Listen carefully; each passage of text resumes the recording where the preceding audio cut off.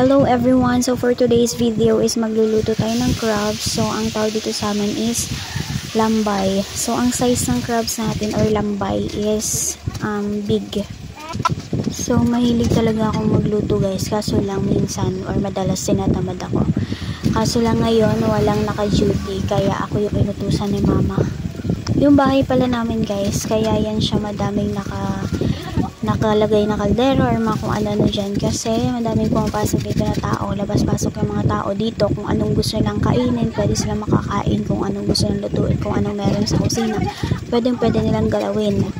So minsan nagagalit ako kasi nga ang daming tao, syempre laging makalat ganun, pero yung parents ko nagagalit din sa akin kasi wag daw sitahin kasi nga daw blessings yun, no?